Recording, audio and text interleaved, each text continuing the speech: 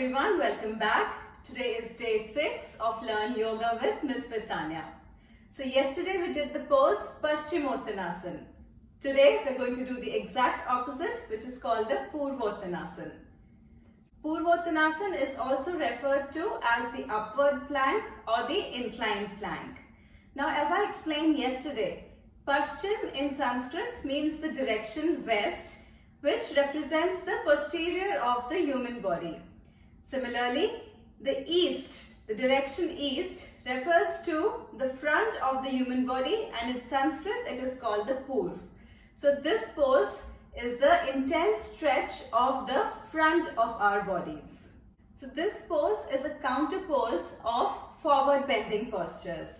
So for the last 2 days we have been practicing forward bends, Janu Shirshasana and Paschimottanasana. It's always a good idea to do a counter pose after some intense forward bends so that the muscles stretch in the opposite direction. So let's see how to get into this posture. Now to get into this pose, first sit in the Dandasana. You can check the video for Dandasana for more information. And then take the palms at least 1 forearm distance from the hips. They can be facing the front or the back, depending on the flexibility of your wrists. Now keep your feet together and point them away towards the floor. Now inhale and lift your hips up and let your neck hang loose. Press your feet to the floor. Keep the thighs together. Hold it and then slowly come down. A few points of adjustment. If letting your neck hang loose is uncomfortable for you, please don't do that. You can keep it up. If you have hyperextension in your elbows like I do, please keep a slight bend so that you don't put a lot of pressure in the joint. Now there is another option.